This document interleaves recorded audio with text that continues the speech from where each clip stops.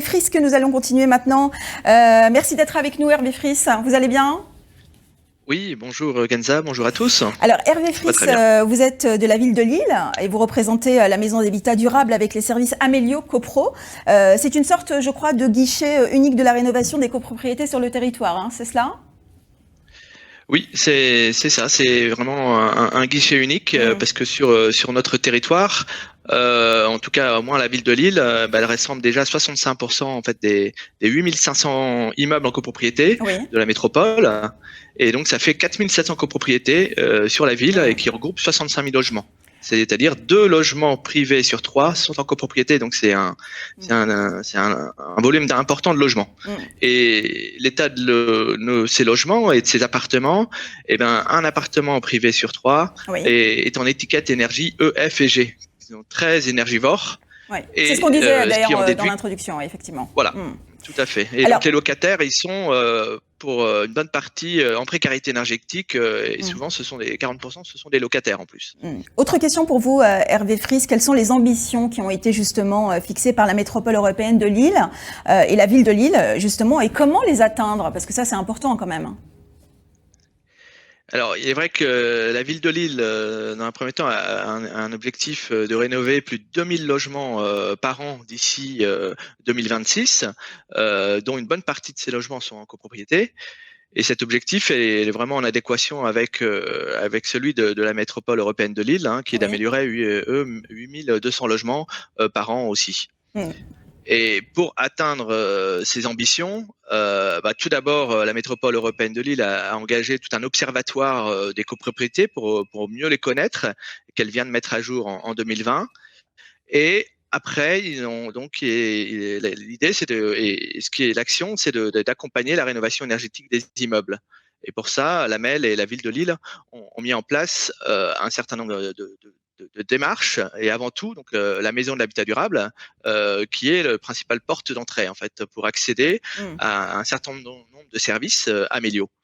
Et elle a été créée en 2013 à l'initiative de la ville, et elle propose au sein même de la maison de l'habitat durable et aussi en digital des animations, donc des webinaires toute l'année pour comprendre et agir en copropriété, pour que les copropriétaires aient les clés.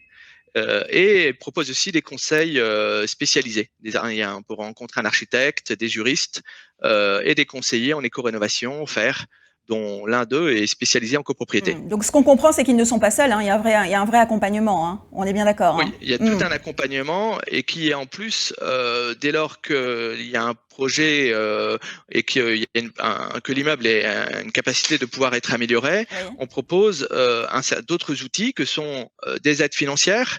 Au-delà de ma prime rénov, il y a d'autres aides financières de la collectivité dont je reviendrai tout à l'heure, mais aussi surtout un accompagnement gratuit, vraiment une assistance à maîtrise d'ouvrage, vraiment pour aider la copropriété. Et ça, c'est pris en charge par des opérateurs et qui évaluent la performance énergétique et qui accompagnent et qui mobilisent les acteurs.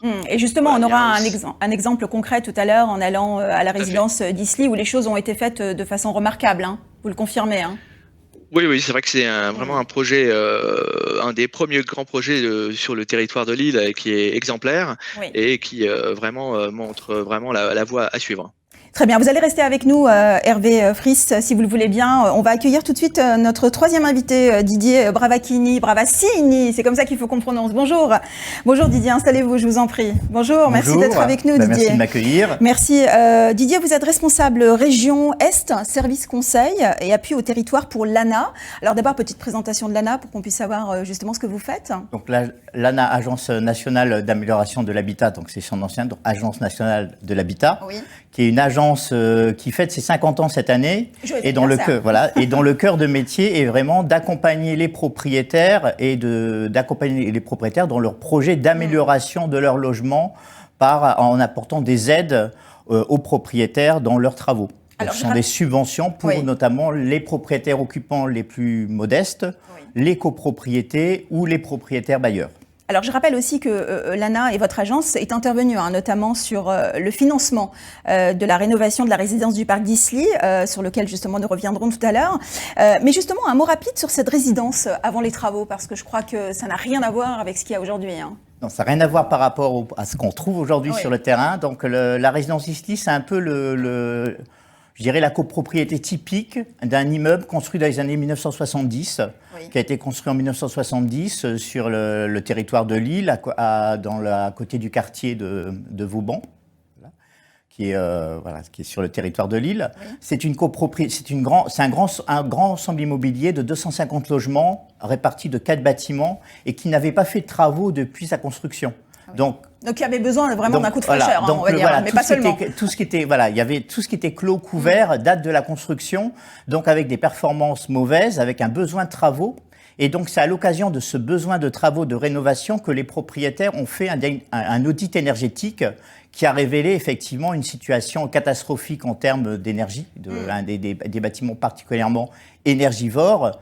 Et donc est né au sein de la copropriété la réflexion de dire, à l'occasion de ces travaux, pourquoi pas embarquer un travaux de rénovation énergétique intéressant et ambitieux. C'était l'occasion, finalement. Et c'était l'occasion il y avait ces travaux obligatoires et autant embarquer la rénovation énergétique pour passer le pas. Et c'est ce projet dont on va vous parler et qui a été accompagné par l'ANA, notamment en termes financiers, pour que les propriétaires puissent aller jusqu'au bout de leur projet. Alors, en dehors des défaillances que vous nous avez énumérées, je rappelle quand même aussi que les toitures terrasses ont plus de 20 ans, des pierres de façade se détachent et un ravalement de façade devient même nécessaire, je crois que vous le confirmez.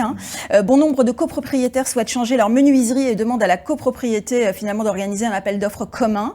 La régulation du chauffage ne donne pas satisfaction à l'ensemble des appartements et ça quand même c'est un vrai problème.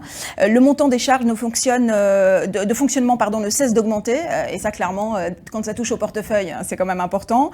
D'une façon générale la résidence n'a pas réalisé de travaux importants depuis plusieurs années comme vous le disiez tout à l'heure et cette situation justement se répercute sur l'attractivité de la copropriété puisque les appartements se vendent en dessous de la valeur du marché.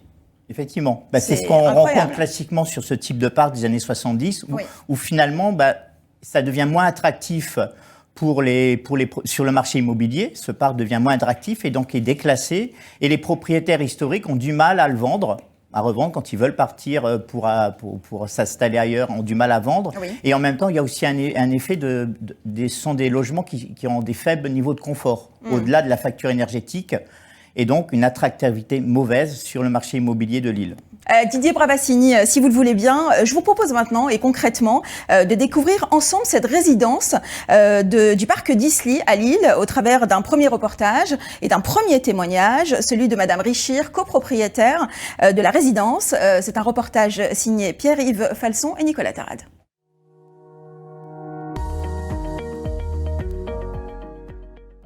Bonjour à toutes et à tous, bienvenue dans la résidence du parc d'Isly sur Lille.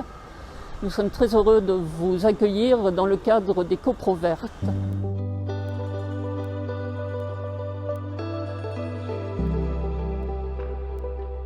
Cette résidence qui s'appelle la résidence du parc d'Isly a été construite dans les années 1970.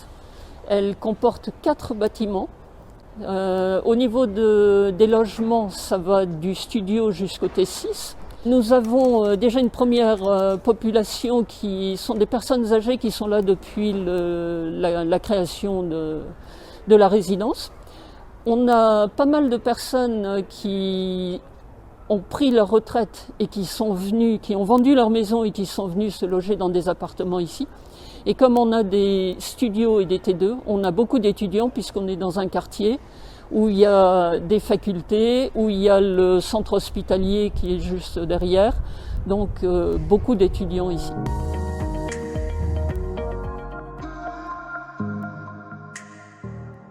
Un grand nombre de copropriétaires se disaient c'est pas possible, nos façades qui dégringolent, nos fuites au niveau des toitures, c'est plus possible.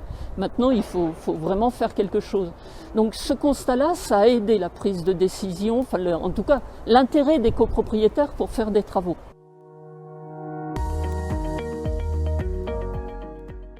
On a continué les échanges, on a fait des réunions en pied d'immeuble, on a discuté sur le parking, on a fait des réunions d'information avec la maîtrise d'œuvre, avec Immo-de-France, avec l'entreprise pour les menuiseries, pour informer, pour dire ce qu'on pouvait faire. Et on a eu aussi une très grande réunion avec la présence des personnes de la Maison de l'Habitat Durable, de l'AMEL et pour le financement de Domofinance, où là, ils ont vraiment expliqué tout ce qu'on pouvait faire et le niveau de subvention qu'on pouvait avoir. Et évidemment, nos opposants ont dit mais non, on n'aura jamais les subventions, de toute façon c'est pas réaliste de faire un projet comme ça, c'est de la folie de s'engager de cette manière-là, à cette hauteur-là. Et en fait, on a quand même réussi, justement par tout ce dialogue, par les informations qu'on a données, on a quand même réussi à avoir une majorité lors de l'Assemblée générale extraordinaire.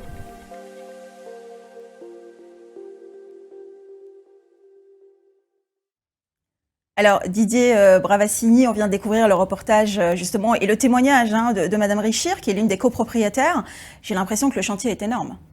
C'est à la fois un chantier énorme, mais en même temps c'est très représentatif du parc des années 1970 qu'on trouve sur de nombreux territoires et pas que sur la métropole de Lille, qu'on peut retrouver dans n'importe quelle ville et métropole de France, où on a ce parc des années 1970 construit sans qualité thermique au départ et qui a besoin d'une rénovation importante avec souvent les propriétaires originels.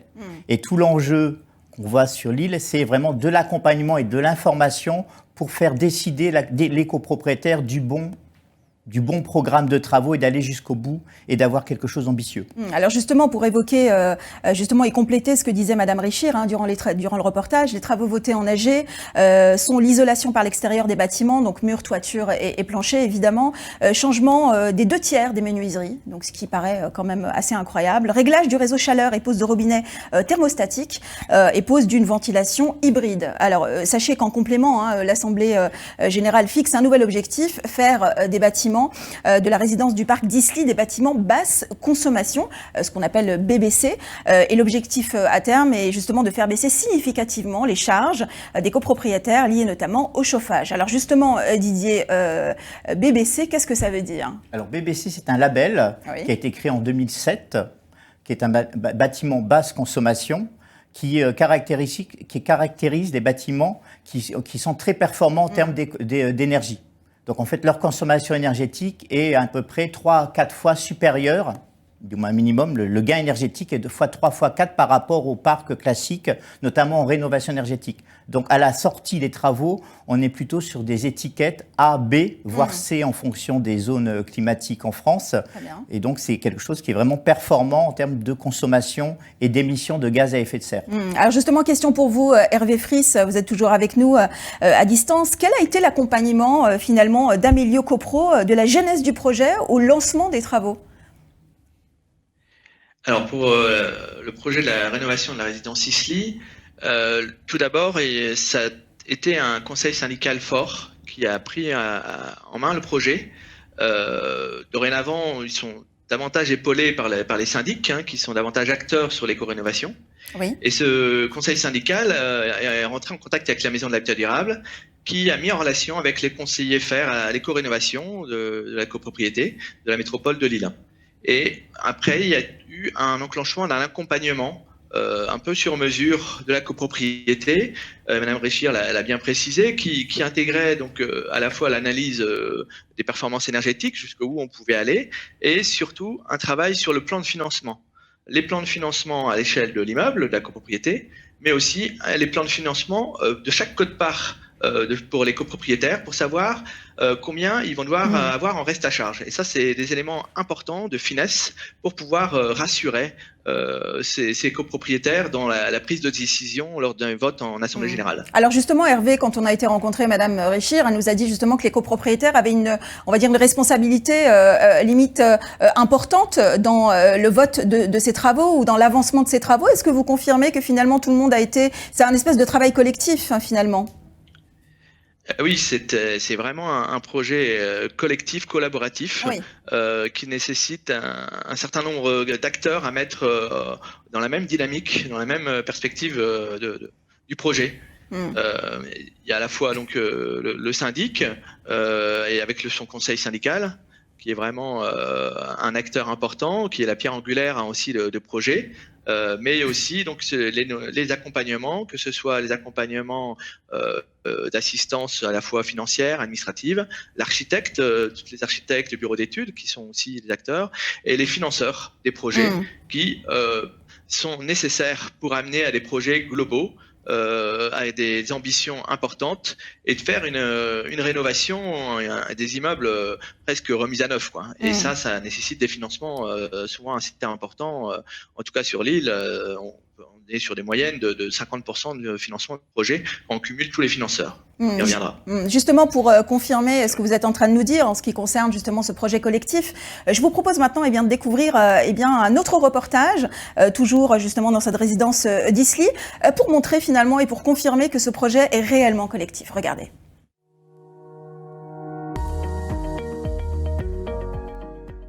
Nous avons énormément travaillé ensemble dans vraiment une ambiance amicale, et ça c'est important, de créer une démarche amicale, bien qu'il y ait aussi des opposants. Mais le fait d'être dans une équipe et d'avoir des relations facilitées, c'est important.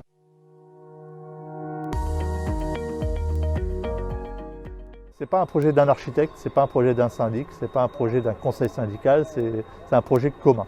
C'est aujourd'hui les entreprises, l'architecte, le maître d'ouvrage, le syndic, les partenaires sont main dans la main.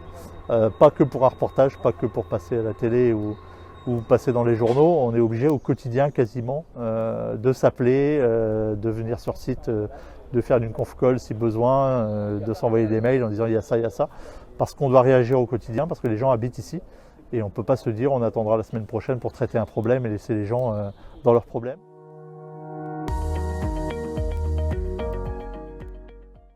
Ils nous ont énormément aidés pour tout ce qui était montage de l'Assemblée générale extraordinaire.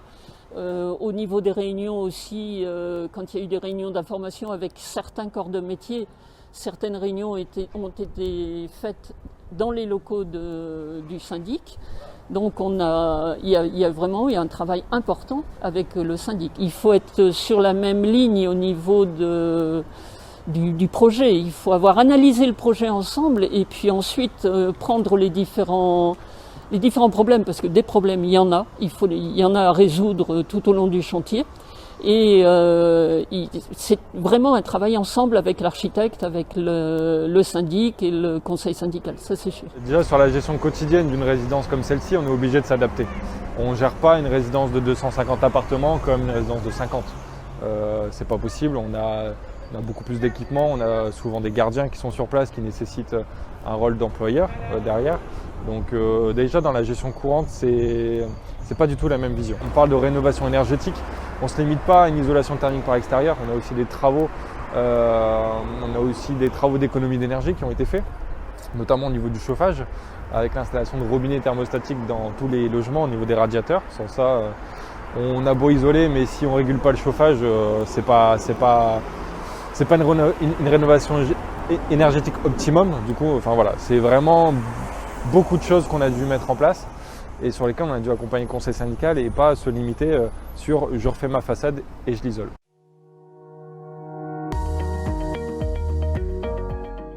On a vraiment un rôle d'appui en fait au syndic et au conseil syndical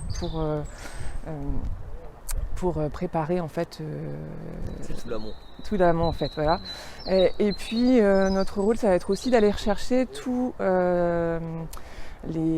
les subventions qui vont pouvoir être mobilisées pour mener à bien le projet. Et donc de pouvoir convaincre aussi des propriétaires avec cet argument aussi financier et les convaincre en fait pour que leur projet de travaux puisse se faire, les rassurer aussi sur la part à charge qui va leur rester pour leurs travaux. Donc ça, on a toute une partie en fait où on va aller rechercher les aides collectives, mais notre travail va aussi être d'aller rencontrer les copropriétaires lors d'une enquête d'occupation qu'on mène dans le cadre de notre mission, pour voir un petit peu quelles pourraient être les personnes qui pourraient aussi bénéficier d'aides complémentaires individuelles.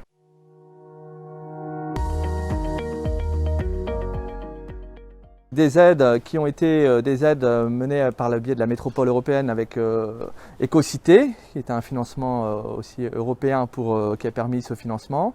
Il y a eu l'aide d'un acteur aussi d'État, l'ANA, et la ville de Lille est intervenue pour aider plus particulièrement les ménages les plus modestes. C'est important, mais c'est pour amener ça a été quand même le levier pour permettre ce projet, pour avoir participé aux réunions d'information du conseil syndical et puis des copropriétaires. Ça a été un vecteur assez nécessaire pour embarquer tout le monde dans la rénovation. Et le fait qu'il y ait des aides publiques, d'une part, ça rassure le projet et ça permet que ce soit plus acceptable pour les copropriétaires de mener cette rénovation énergétique.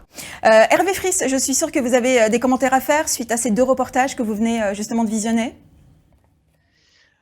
Oui, c'est vrai que pour aller dans le même sens que ce travail collaboratif est nécessaire pour mener à bien ces projets, des réunions d'information auprès des copropriétaires, pour vraiment qu'une décision collective puisse l'emporter en toute connaissance de cause, en étant bien informé sur les projets techniques et sur la partie financière et jusqu'au détail de la quote-part. Eh bien justement, on va rentrer un petit peu plus dans les détails sur ces fameuses aides au financement et surtout les aides qui ont été apportées à ce projet justement de la résidence d'Isly à Lille. On va voir ça avec vous et on va décortiquer les choses avec vous, Didier Bravassini. Alors on rappelle quand même que l'ANA a investi dans le financement de la résidence à hauteur de 1,3 million d'euros, soit près de 30% du montant total des travaux, ce qui est quand même une sacrée aide pour ce projet.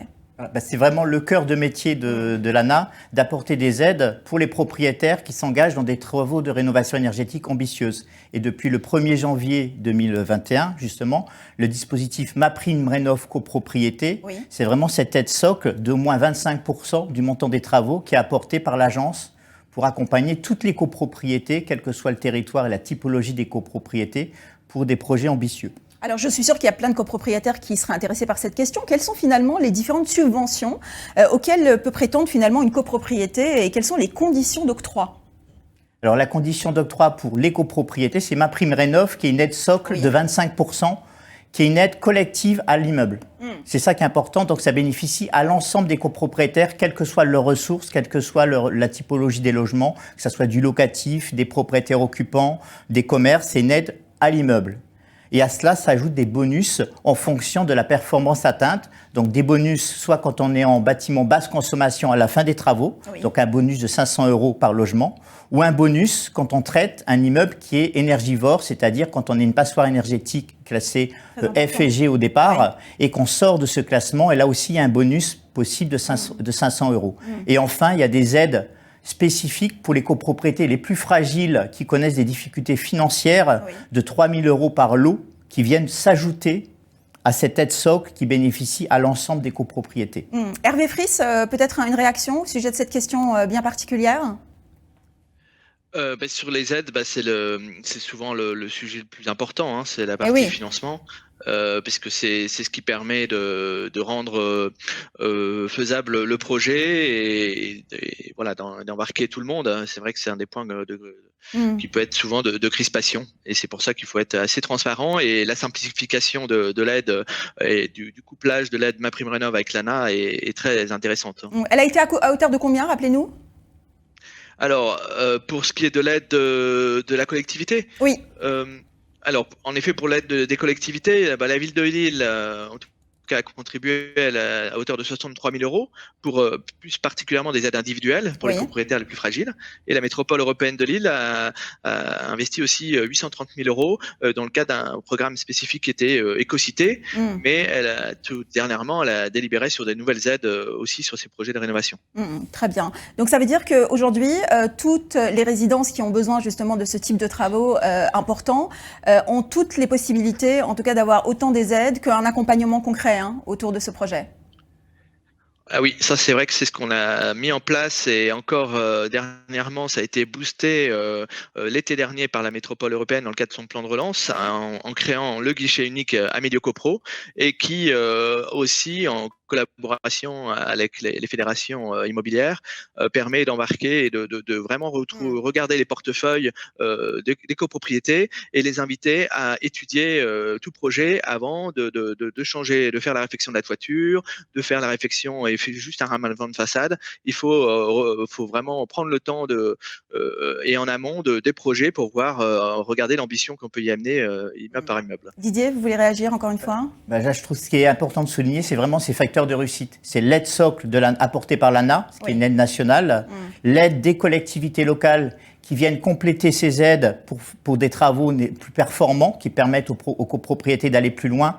Et le troisième élément, c'est l'accompagnement pour rassurer les propriétaires et entraîner la décision et l'adhésion des copropriétaires au moment du vote en Assemblée générale. Pourquoi vous sentez une inquiétude quand même? C'est ça qui est compliqué. C'est comment rassurer les gens et comment faire adhérer l'ensemble des copropriétaires qui n'ont pas les mêmes moyens dans ce projet qui est souvent ambitieux. Parce que les gens ont du mal en fonction de leurs ressources, n'ont pas les mêmes attentes.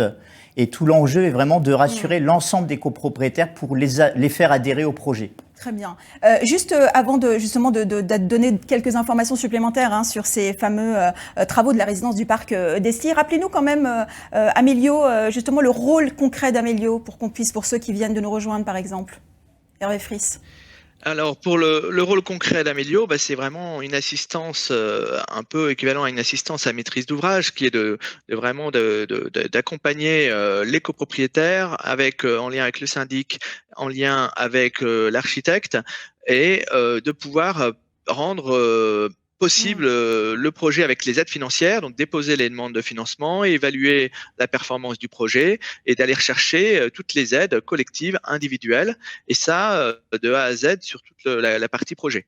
Et en plus, Amélio Copro propose en plus avec une manière un peu novateur une assistance un peu technique de la région dans le cadre d'une régie, la régie Passe Copropriété, qui propose aussi une assistance technique pour vraiment être chef d'orchestre de l'ensemble du projet et sur les approches techniques aussi. Et ça, c'est assez novateur et c'est un service payant pour le coup. Celui-là est payant, mais là pour le coup, il permet aussi d'aller à nos ambitions d'une rénovation énergétique et de simplifier, parce que c'est vrai que les projets peuvent durer du temps, et si on a un bon chef d'orchestre, on va gagner aussi en efficacité et ne pas perdre en cours de route les copropriétés. Alors, info supplémentaire, si vous le permettez, sur justement cette fameuse résidence du parc d'Isly, qui sont, d'ailleurs, les travaux sont toujours en cours et se poursuivent, en tout cas encore aujourd'hui. À terme, ils permettront à la copropriété d'atteindre l'objectif souhaité. Écoutez bien, bâtiment basse consommation avec une consommation moyenne de 104 kWh d'énergie primaire par mètre carré et par an,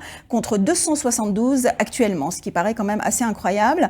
Ces travaux contribueront à diminuer sensiblement les charges de copropriété, notamment sur le poste d'achat et de fourniture d'énergie, dont l'estimation est d'environ moins 30%, améliorer également le confort de vie des résidents et embellir l'aspect général de la copropriété qui retrouve de l'attractivité sur le marché immobilier.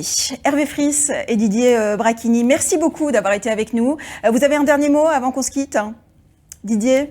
C'est surtout de souligner l'aspect exemplaire de cette rénovation, qu'on voit qu'elle a pris du temps, puisqu'entre 2014, les premiers débuts, 2016, l'audit, et aujourd'hui, la concrétisation par les travaux qui sont en train de se finaliser. Hervé Friss? J'invite tous les copropriétaires et les syndics à contacter la Maison de l'Habitat Durable à Lille pour étudier ces projets et pour regarder ensemble et travailler ensemble sur la rénovation énergétique des copropriétés. Le message est passé. Merci à vous, Hervé Friss et Didier Bravassini, d'avoir été avec nous pour ce premier numéro de Bienvenue dans ma copro, et merci à vous de nous avoir regardés. À suivre tout de suite de nombreux ateliers à votre disposition pour vous informer et tout savoir sur la rénovation des copropriétés dans votre région. Pour ceux qui souhaitent d'ailleurs approfondir leurs connaissances et se former, eh bien vous avez le choix de suivre d'abord des formations en ligne gratuitement.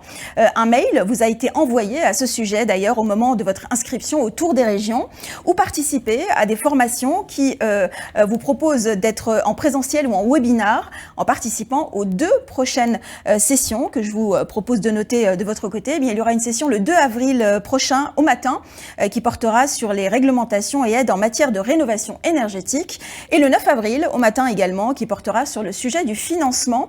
Comment financer son projet de rénovation énergétique en copropriété. Vous retrouvez en tout cas l'ensemble des dates, programmes et modalités d'inscription sur la plateforme événementielle du site du Tour des régions. Je vous retrouve donc la semaine prochaine pour un deuxième épisode de Bienvenue dans ma copro et nous irons à Dijon. Je vous embrasse et à très vite.